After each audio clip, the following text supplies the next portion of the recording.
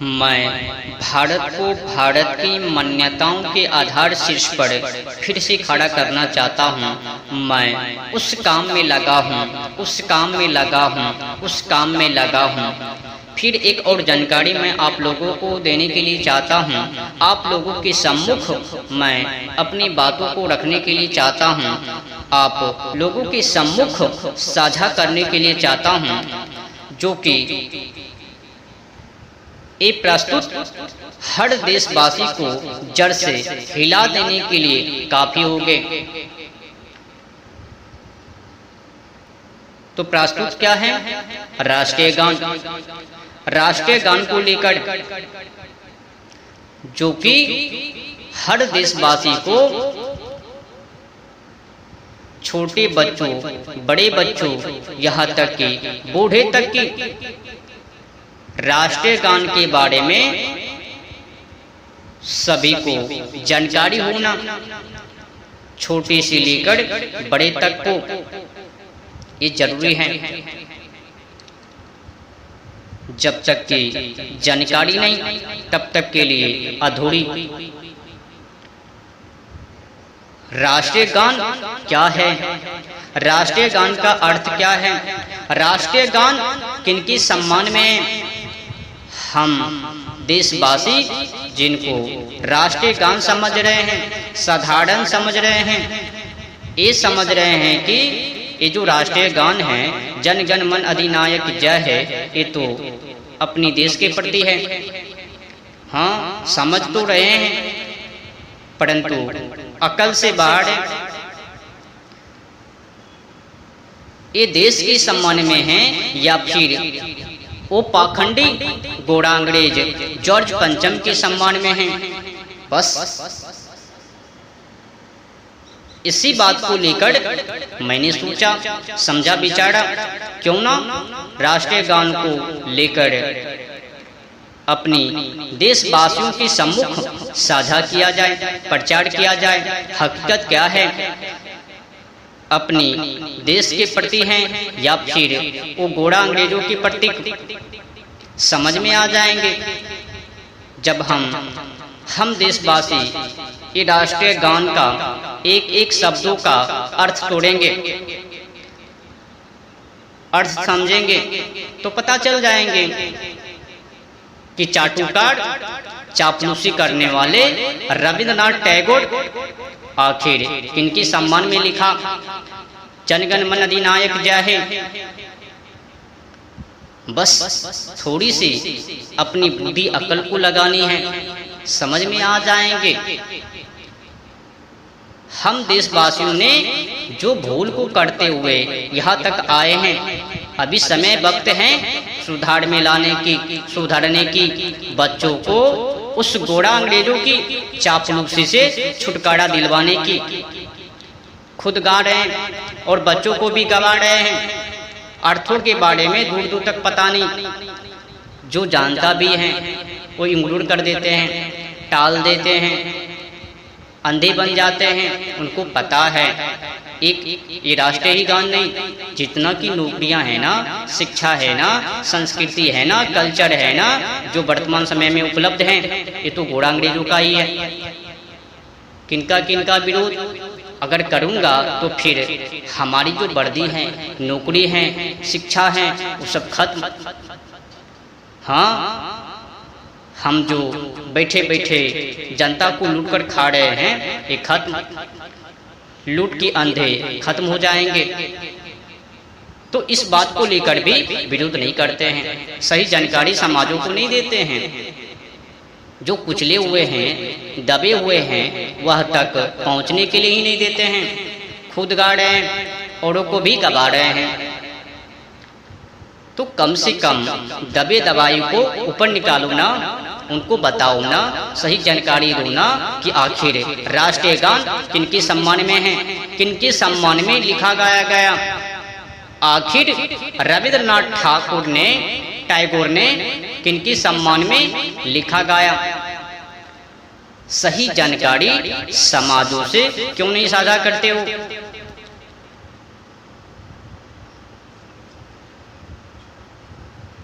कहाँ से करेंगे? इनको तो गोरा अंग्रेजों की चापलूसी करनी है, उनकी चाटुकार बननी है। उनके माध्यम से लूट अधिक है। अगर उनको विरोध करेंगे, कहेंगे कि इनको हटाओ हटाओ, ये अच्छे नहीं है, तो लूट की धंधा कम हो जाएंगे। कोटी पेट पेंट ये सब उतर जाएंगे। लूट की महामारी गड़बड़, तो फिर प्रचार बंद, जस के तस हैं, क्या लेना देना है। आखिर गोरा अंग्रेजों की ही तो चापलूसी है ना, कर लेता। भले ही भारतीय संस्कृति को मैं क्यों ना कुचल दूं पैरों के तले।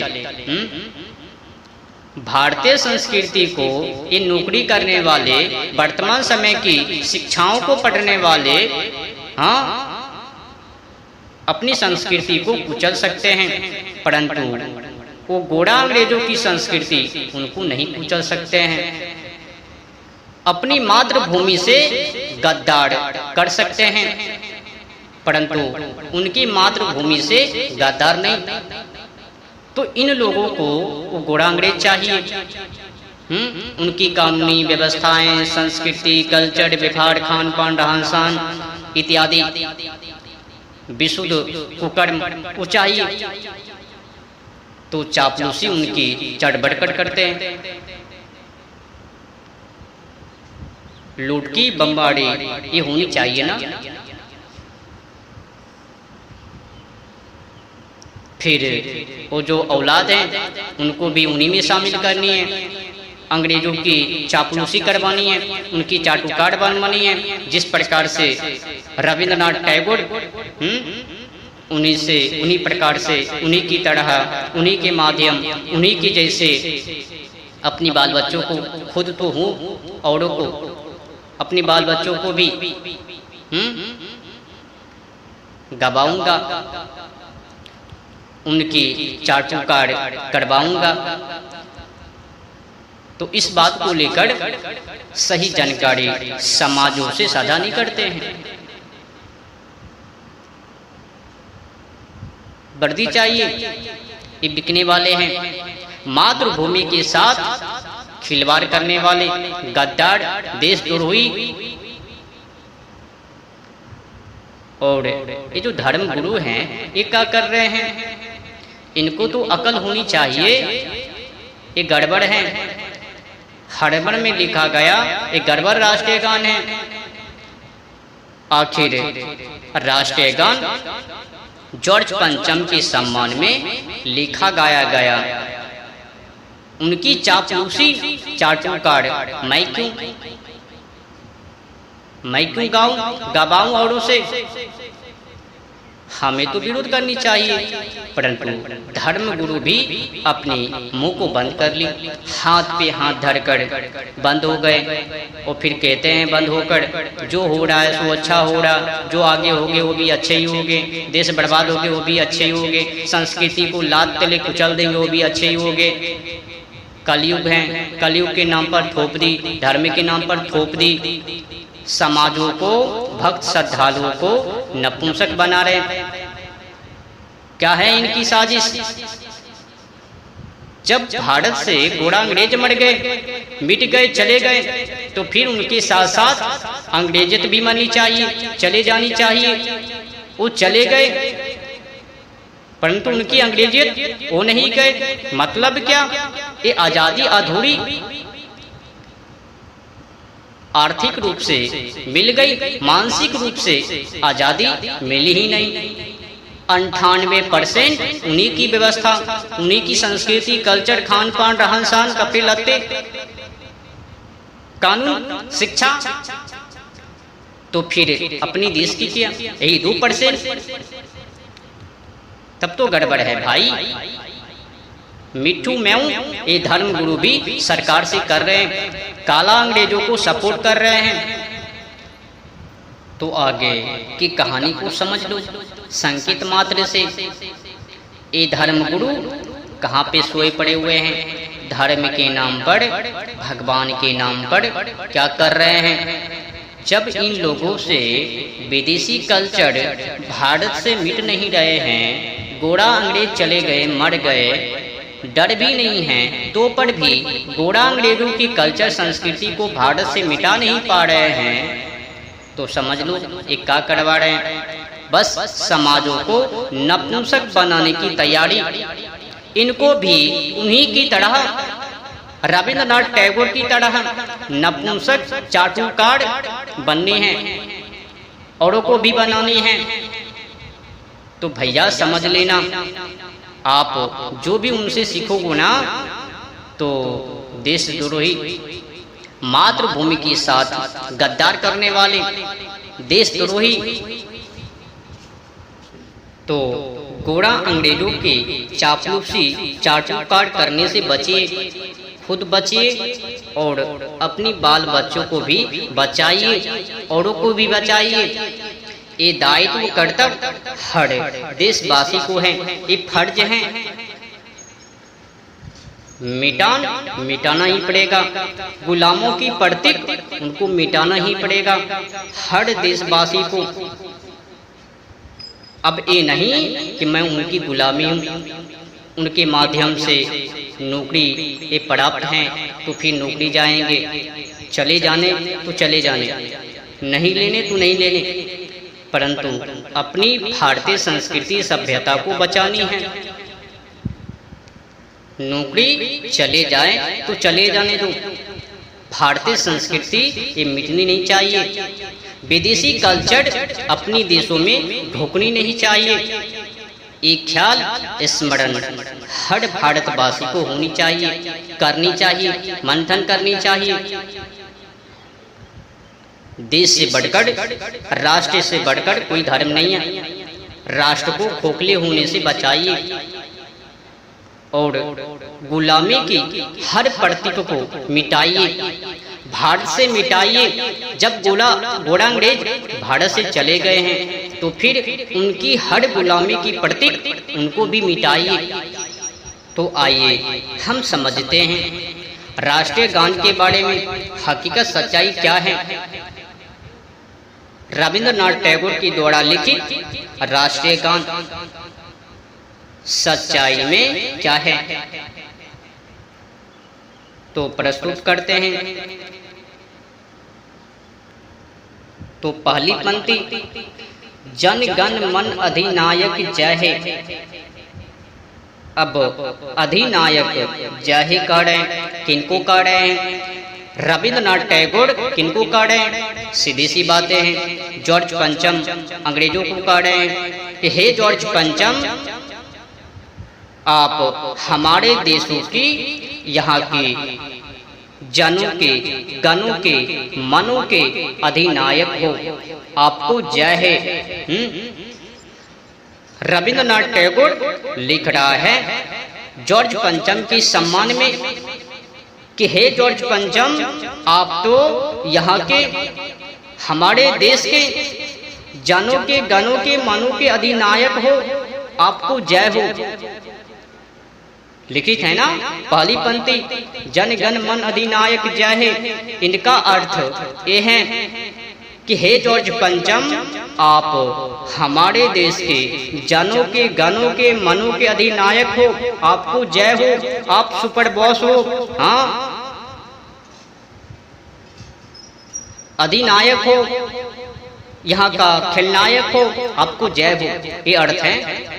फिर आगे की पंक्ति में रविंद्रनाथ टैगोर लिख रहा है जॉर्ज पंचम को खुश करने के लिए, गोरा अंग्रेजों को खुश करने के लिए। समझ रहे हो ना किस प्रकार से चाटुकार चापलूसी रविंद्रनाथ टैगोर ने की। आगे की पंक्ति में फिर लिखता है, भारत भाग्य विधाता। अब बताओ, जिस बातों को कोई मानव भगवान से भी नहीं कहता है कि हे भगवान, आपने तो सृष्टि को रचाया, आप तो विधाता हो, तो जिस बात को कोई मानव भगवान से नहीं कहता, उस बात को ये रविंद्रनाथ टैगोर कविता के माध्यम से प्रस्तुत कर रहे हैं कि हे जॉर्ज पंचम, आप तो भारत के भाग्य बनाने वाले विधाता हो, आपको जय हो, जय हो। हाँ, आप सुपर बॉस हो ना, भाग्य को बनाने वाले विधाता हो ना। ये लिख रहा है, ये अर्थ आपका जन गण मन अधिनायक जय हे भारत भाग्य विधाता, यहाँ तक। और आगे की पंक्ति में समझिए, जॉर्ज पंचम के सम्मान में ये रविन्द्रनाथ टैगोर क्या क्या लिख रहा गा रहे हैं। और आपको लग रहा है कि ये तो हमारे देश के प्रति है, देश के सम्मान है, उच्च कोटि का राष्ट्रीय गान है, जय हो, जय हो, सैल्यूट। ये कर रहे हो ना, समझते जाइए। ये देश के प्रति हैं या फिर गोरा अंग्रेजों के प्रतीक, गुलामी की प्रतीक, सम्मान के प्रतीक।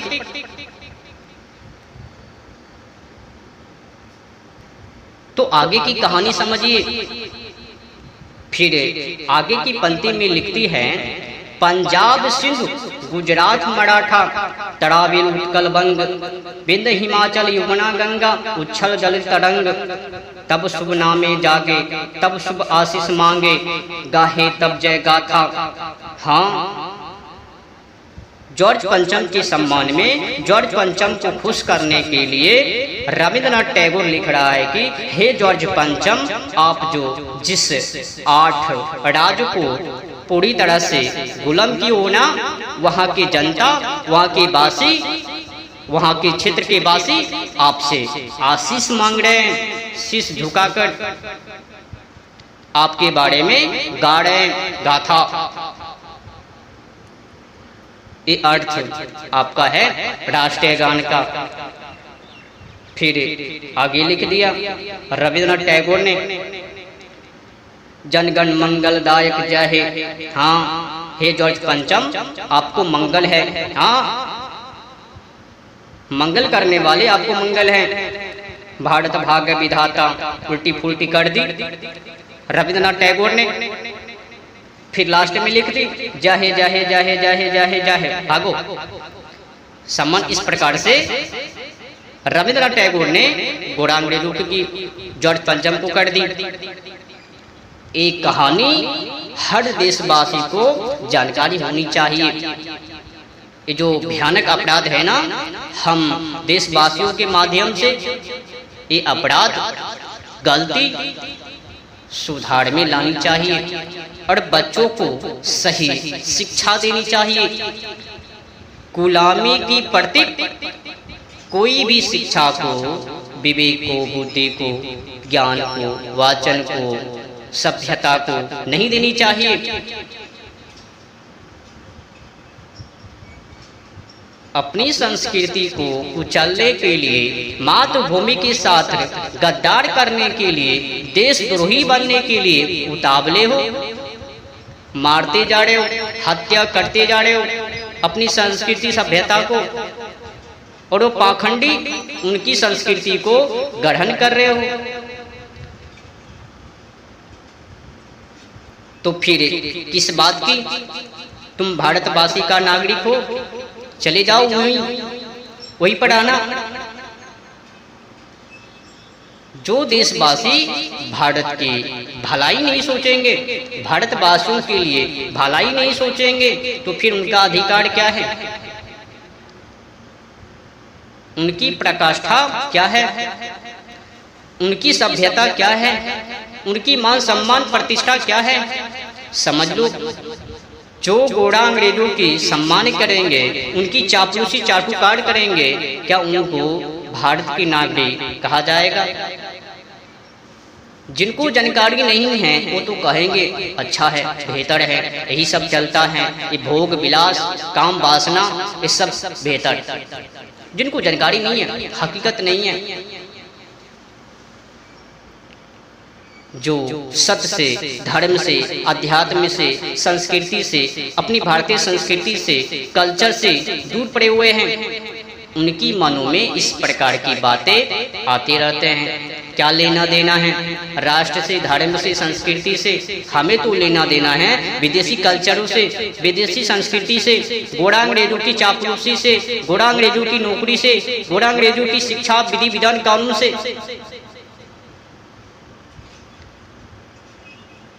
तो आगे की समस्याओं को समझिए क्रांतिकारी के माध्यम से। पहला क्रांतिकारी वाची अय्यर, यहाँ से शुरू करते हैं। क्या क्या सब कुछ हुआ जब पहली बार इनका इस्तेमाल किया गया राष्ट्रीय गान का, तो उस समय क्या सब कुछ हुआ तो समझते हैं क्रांतिकारी के माध्यम से कि क्रांतिकारियों ने क्या क्या सब कुछ किया उनके खिलाफ। और ये जो कुछ गद्दार इसने राष्ट्रीय क्रांतिकारी के खिलाफ क्या क्या साजिश को रची। तो हिंदुस्तान पर ब्रिटिश प्रभु सत्ता का प्रदर्शन करने के लिए यह तय किया गया है कि 1911 में इंग्लैंड के राजा जॉर्ज पंचम के राज्यारोहण के अवसर पर दिल्ली में शाही दरबार लगाया जाए। इस प्रकार अंग्रेज चाहते थे कि हिंदुस्तान की जनता न केवल जॉर्ज पंचम को देखे बल्कि यह भी देख ले कि उनके हिंदुस्तानी राजे महाराजे नवाब व जागीरदार भी उसी महान जॉर्ज पंचम के आगे किस प्रकार से वो अपनी शीश को झुकाने को विवश हैं। इस प्रकार गोरा अंग्रेजों ने हिंदुस्तान के आम व खास दोनों को ही लज्जित करने का कार्य किया और ये देशवासी उनकी भक्ति में रम गई। उनकी चाल कुछ थी और ये समझ कुछ कर ली और खास लोगों से अमूल्य उपहार व तोहफे भी जॉर्ज पंचम के नाम पर वसूल किए। जब पहली बार राष्ट्रीय गान गाया गया दिल्ली के किंग्सवे कैंप की उत्तरी दिशा में जहां राज्यारोहण स्मारक निर्मित हैं, वही उस शानदार समारोह का आयोजन किया गया था। उस समारोह में हिंदुस्तान के राजे महाराजे नवाब जागीरदार जमींदार व तमाम विख्यात लोगों ने आवश्यक रूप से आना था और वह भी परंपरागत वेशभूषा में।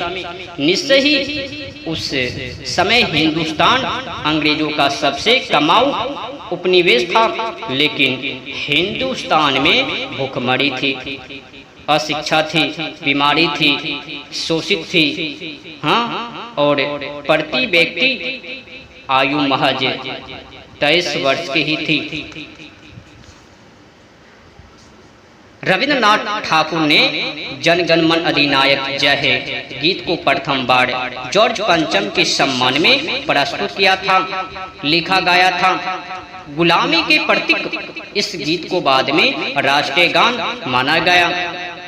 समझ रहे हो ना कि मैं क्या कर रहा हूं?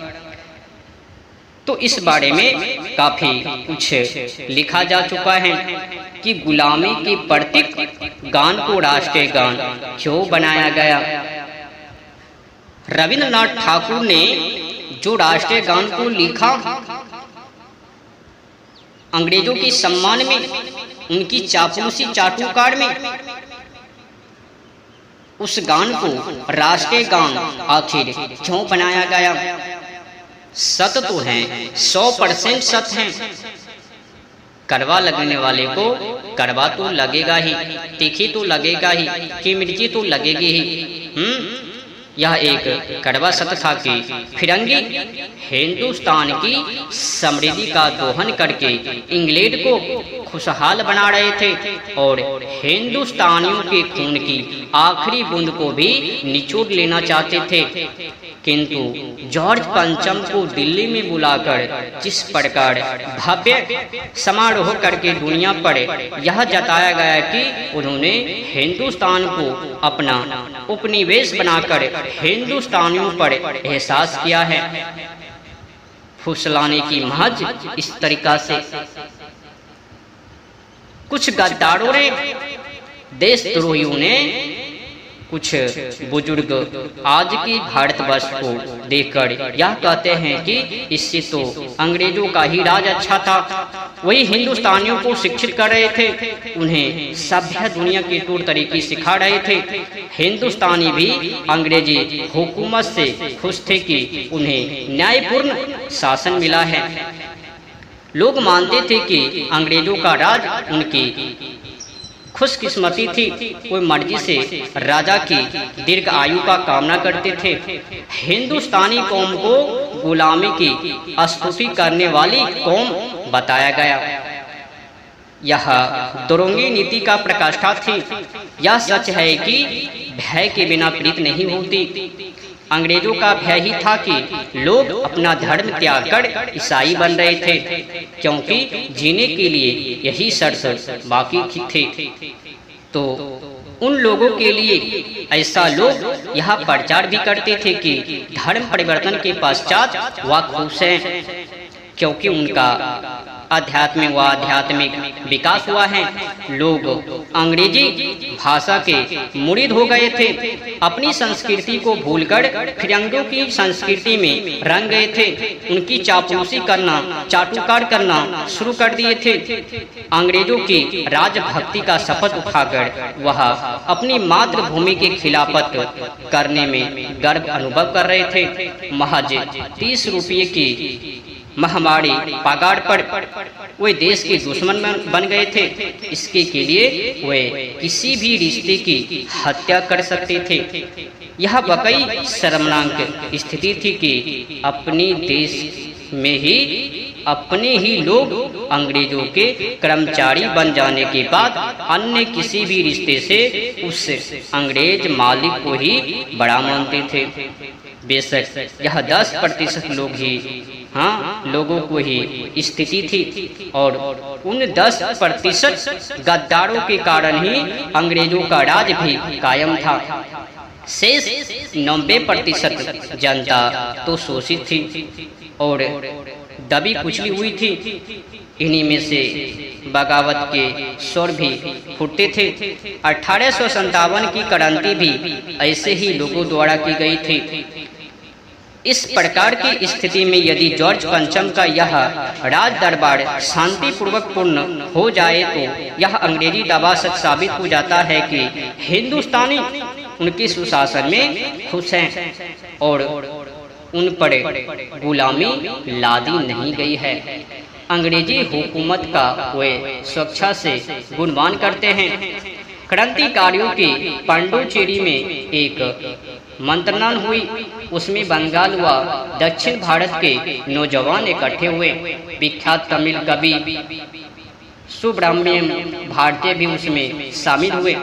उस बैठक में यह निश्चय हुआ है कि जॉर्ज पंचम के हिंदुस्तान आगमन पर ही उसका स्वागत कुछ कुख्यात अंग्रेज अधिकारियों की हत्या से किया जाए, जिसे यह दावा साफ तौर पर खोखला साबित हो कि हिंदुस्तानी खुशी से अंग्रेजों की दास्ता का जुआ अपने कंधों पर ढो रहे हैं। निश्चय ही तब यह सोच क्रांतिकारियों की थी। उसे पूर्ण कर पाना काफी चुनौतीपूर्ण था। तब दक्षिण भारत के क्रांतिकारियों ने भारत माता संघ नामक एक संगठन खड़ा किया। उसका केंद्र टुटिकोरिन में रखा गया और संपूर्ण प्रदेश में विभिन्न जगहों पर उसकी शाखाएं भी स्थापित की गई। तिरुनेलवेली का कलेक्टर रॉबर्ट विलियम एस सुख अहंकारी और जिद्दी तबीयत का हुक्मरान था। उसकी सोच थी कि कठोर सजाएं देने से भारतीय स्वाधीनता संग्राम कुचला जा सकता है। इस कारण वह नारेबाजी जैसी घटनाओं के लिए भी बेहद कठोर सजाएं देता था और संपूर्ण क्षेत्र में कुख्यात हो चुका था। क्रांतिकारियों ने विरोध प्रदर्शन करने की उसे नराधाम की बलि चढ़ाने का निश्चय कर लिया। इस प्रकार से एक पंथ दो काज हो जाने वाले थे।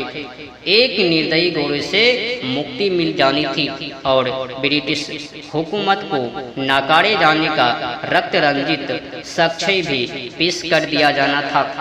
बेशक योजना अनुपम और क्रांतिकारियों के अनुकूल थी, किंतु उस योजना का पूर्ण करना भी चुनौतियां ही थी। तब उस चुनौती को क्रांतिकारी वाची अय्यर ने स्वीकार कर लिया। वाची अय्यर उस समय त्रानवन को राज्य के वन विभाग में लिपिक पद पर कार्य करते थे। एस की हत्या की जिम्मेदारी भी वाची अय्यर ने अपने ऊपर ले ली, लेकिन जोश में वाची अय्यर ने एक गलती की, जो कि कलेक्टर एस को चेतावनी देते हुए एक पत्र लिख भेजा, जिसका अर्थ यह था कि यदि तुमने क्रांतिकारियों को तंग करने की, उनके साथ खिलवाड़ करने की रणनीति नहीं त्यागी तो हम भारत माता संघ के सदस्य में बेमौत मार डालेंगे। अपनी योजना का पूर्व एहसास करा देना योजना को पूर्ण करने में कठिनाई पैदा कर सकता था, किंतु इससे कलेक्टर एस तो खैर डरा ही। दूसरे अंग्रेज अधिकारी भी खौफजदा हो गए। उनकी सुरक्षा हेतु खास इंतजाम किए गए। पत्र किसने और कहां से भेजा है, इसकी जांच में पुलिस ने एड़ी चोटी का जोर लगा दिया। 17 जून 1911 को कलेक्टर एस अपनी पत्नी की संग तिरुनलवेली से ट्यूटिकोडी जा रहा था। मैंची स्टेशन पर उतरकर उसे वोट मेल नाम की अन्य गाड़ी लेनी थी। उसका सेवक सामान उतारकर उससे प्लेटफॉर्म पर रखने लगा, जिस पर वोट मेल आने वाली थी। सामने एक और गाड़ी खाली पड़ी थी। कलेक्टर एस उसके एक प्रथम श्रेणी के डिब्बे में बैठकर अखबार पढ़ने लगा। उसकी पत्नी उसके करीब बैठकर यह देखती रही कि सेवक सामान सही तरीकों से ले जा रहा है अथवा सब कुछ साज था। खतरे का दूर दूर तक कोई नामो निशान नहीं था, लेकिन वाची अय्यर बहुत देर से उस पर दृष्टि जमाए थे। उन्होंने तिरुनलवेली से ही उसका पीछा आरंभ कर दिया था। उचित अवसर देखकर वह उस खाली डिब्बे में चढ़े और बेहद करीब पहुंचकर एस पर 2 गोलियां दाग दी। गोलियों की आवाज सुनकर श्रीमती एस चीखी तो लोग भागे आए। उन्होंने वाची अय्यर को पकड़ना चाहा, किंतु वह दौड़कर यात्री विश्राम गृह में चले गए। वह उन्होंने पिस्तौल की नली अपनी गर्दन पर रखी और गोली दाग ली।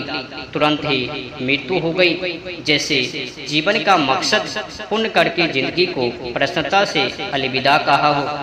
हतप्राण वाची अय्यर के पास तमिल में लिखा एक पत्र पाया गया, जिसमें उन्होंने आह्वान किया था कि भारत की महान धरती पर जहां रामकृष्ण, शिवाजी, महाराणा प्रताप और गोविंद सिंह ने धर्म की रक्षा की थी, फिरंगी अंग्रेज जॉर्ज पंचम का राज अभिषेक करने वाले हैं। अतः अंग्रेजों को खदेड़कर देश को आजाद करना प्रत्येक भारतीय का फर्ज है, जिम्मेवारी है, कर्तव्य बनता है। मद्रास प्रांत के 3 सहस्त्र युवकों ने प्रण किया है कि जॉर्ज पंचम के भारत भूमि पर पांव धरते ही उसकी हत्या कर दी जाए।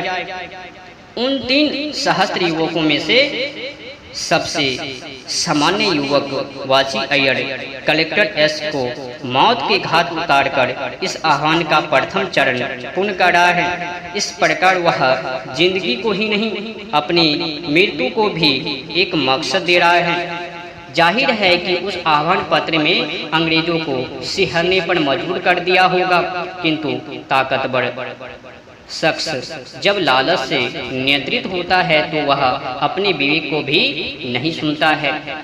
फिर तो वह एक पत्र बढ़ी था, लेकिन पत्रवाहक ने आत्मघात करने से पूर्व जो कारनामा अंजाम दिया था, उस कारनामे से निश्चय ही भारतीयों को आत्मगौरव से भर दिया था।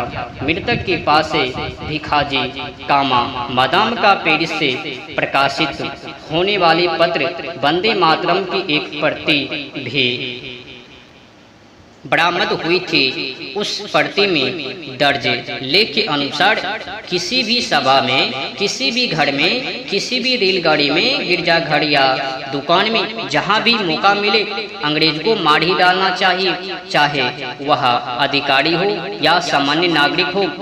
अंग्रेज उस आह्वान से निश्चय ही हिल गए थे। हत पड़नवाची अय्यर को कोई भी सजा कैसे दी जाती, तथापि उनकी जेब से मिले पत्र को सुराग मानकर एस की हत्या को एक षड्यंत्र का नतीजा बताया गया।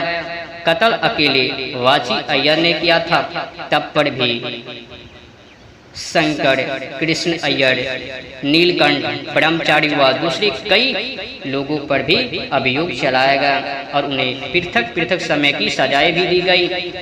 पुलिस उन्हें पकड़कर यातना दे और दूसरे साथियों के नाम पते पूछे।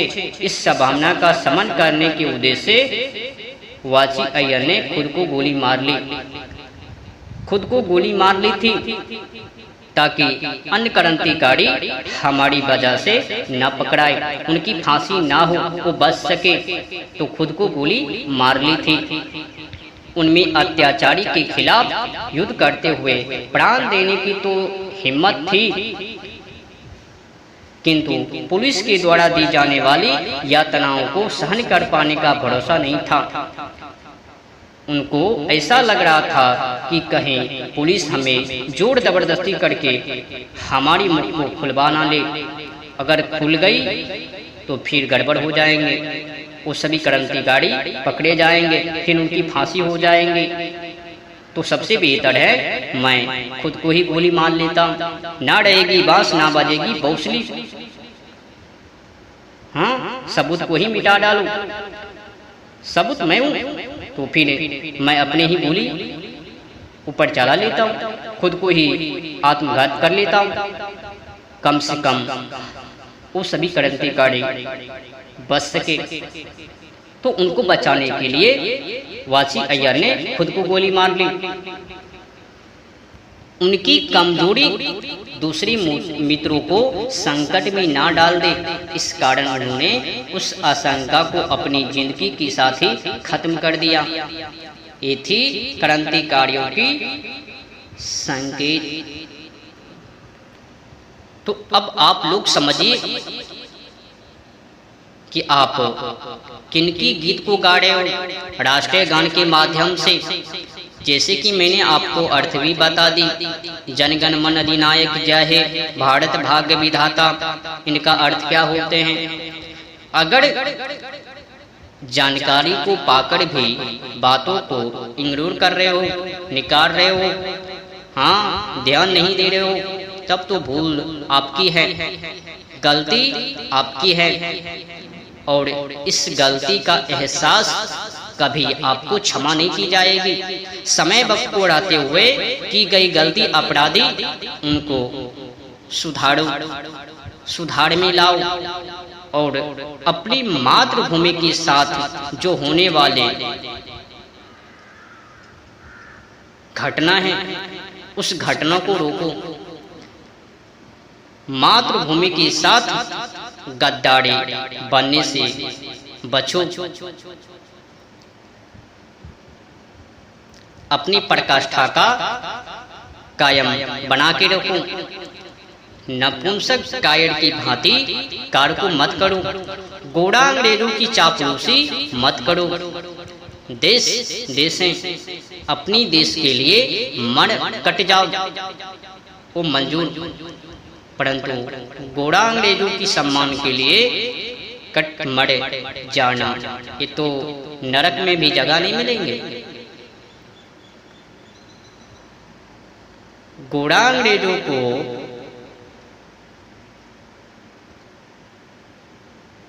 सम्मान में मरना ये कहाँ तक उचित है, कहाँ तक सही है? ये तो कायर है भाई। अपनी मातृभूमि के साथ, राष्ट्र के साथ गद्दार करके और गोरा अंग्रेजों के साथ दोस्ती करके उनकी चापलूसी, हाँ, अपनी भारतीय संस्कृति को लात तले कुचल कर उनकी संस्कृति को ग्रहण करना,